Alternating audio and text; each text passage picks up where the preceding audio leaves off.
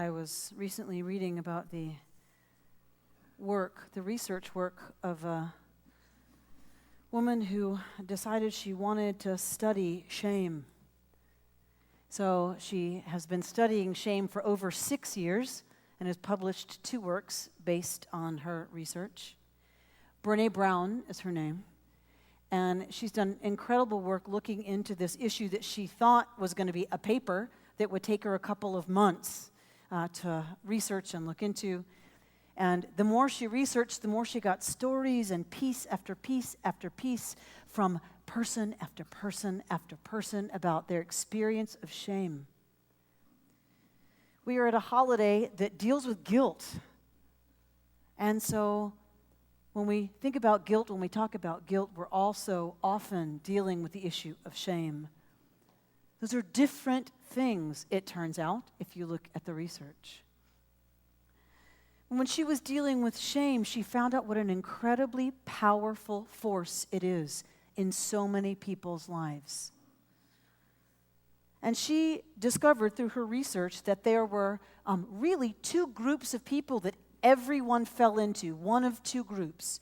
Those whose lives were defined by fear and shame, and those who felt a sense of worthiness and a sense of belonging.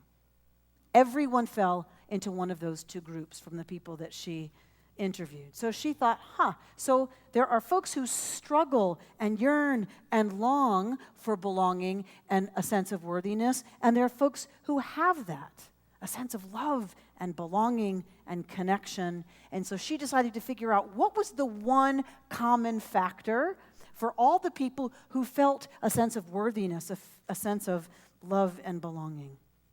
So here's what she found. What do they have in common? She said worthy people who felt worthy, are people who live wholeheartedly, was her word. Wholeheartedly. They felt that they deserved love. And so how do you live wholehearted and think that you, and feel like and act like and be in the world as if you deserve love? It seems, she said, that they have courage, the ability to tell their story with their whole heart.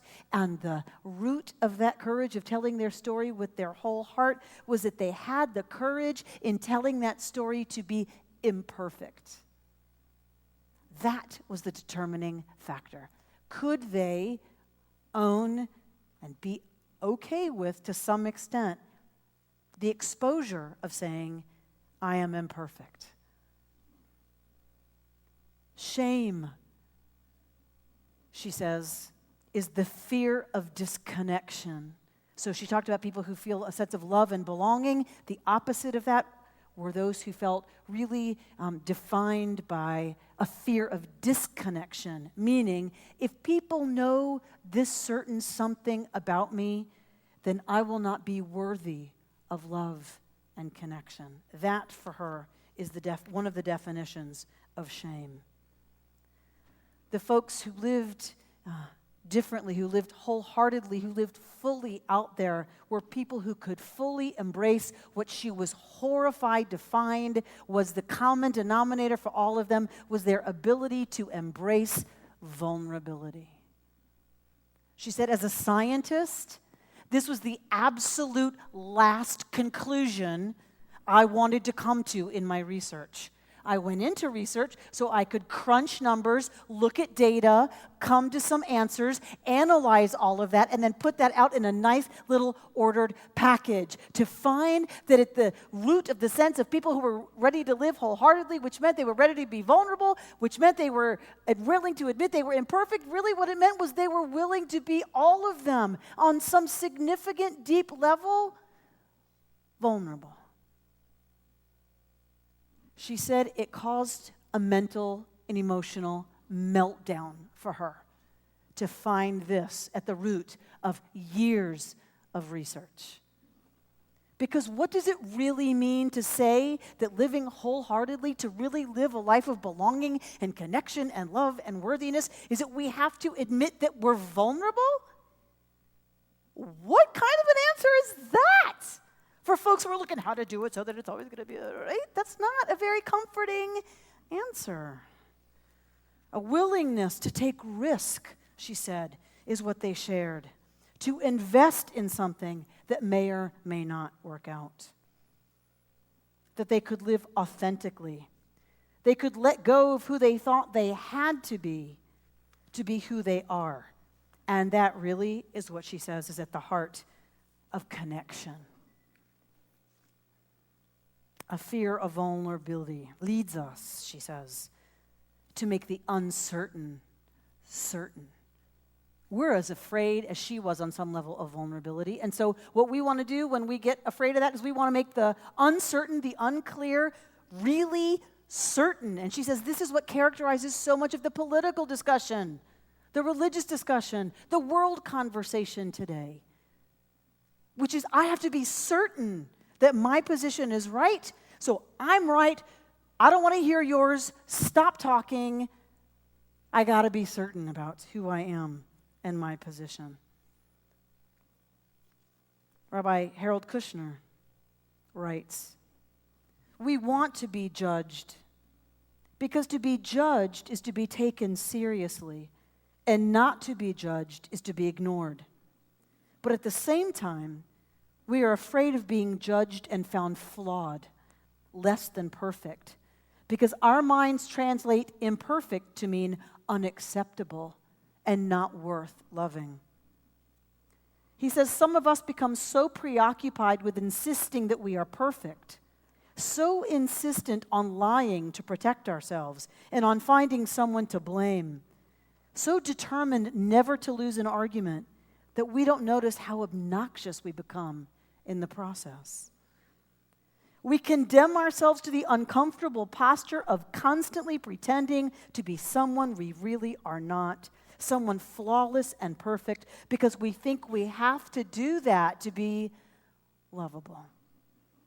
We overreact to the mildest and most innocent of criticisms as if they were attacks on our worth as people.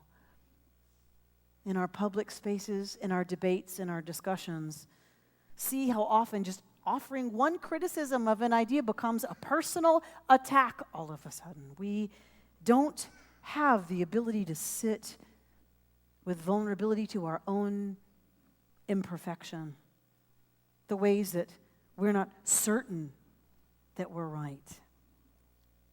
So what can we do?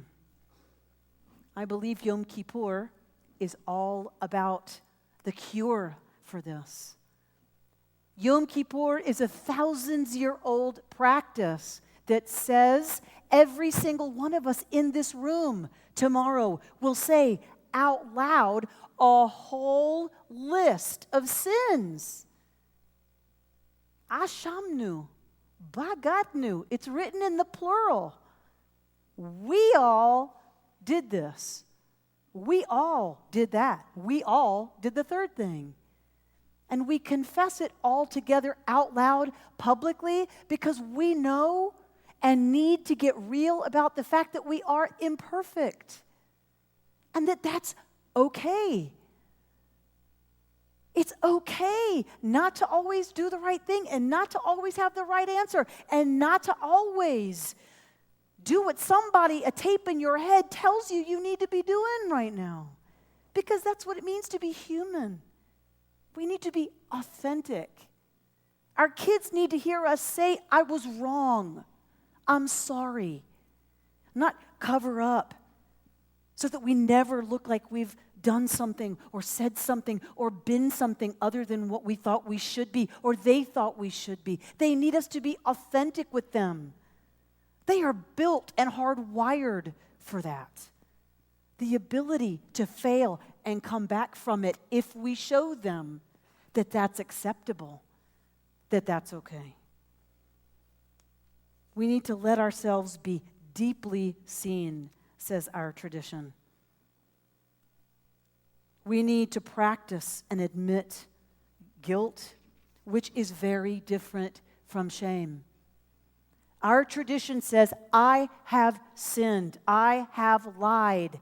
We so often get all caught up and we get so afraid of saying, I've done something wrong, that instead of thinking, I lied and saying that out loud, it's, I'm a liar. Guilt is I lied, and I'm sorry about that, and I'm going to try to be better about it. Shame is I'm a liar. Guilt is I made a mistake, and I want to try to rectify that. Shame is I am a mistake. What we do here over these next 24 hours is deal with guilt, because that's a healthy, good thing. Because our tradition says if we deal with guilt and admit that and air it and figure out together how we can rectify what we've done wrong, we can answer the crippling effects of shame. Because we're all doing it out loud together. What does confession actually allow for us?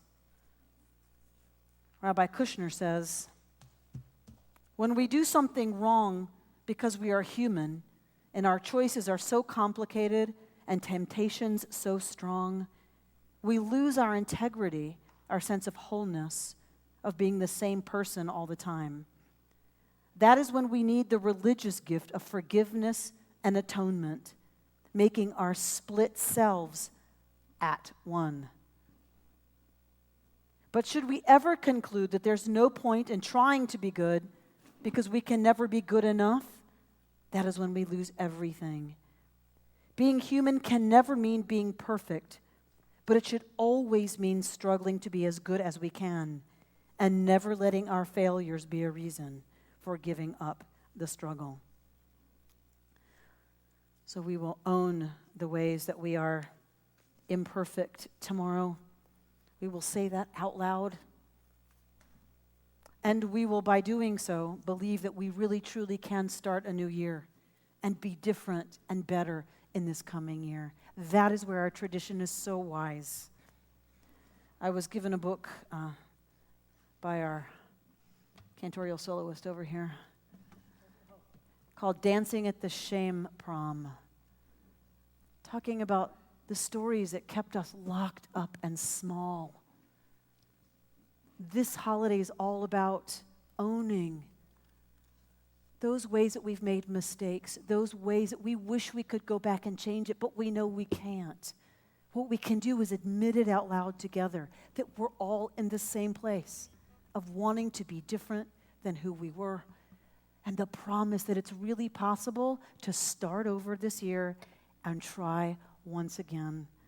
That is where we find our liberation. One of the writers in that collection wrote, "The remedy is always the same. Tell the truth.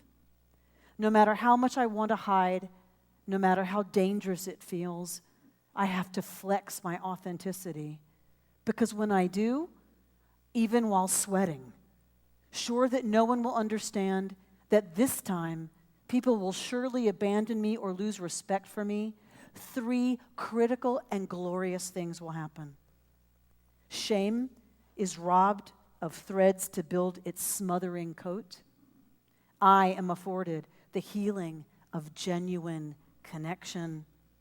And others are given permission to hold themselves a little more gently, perhaps to thin the coat they've worn too long, the coat that stifles them." May we give that gift to each other this Yom Kippur.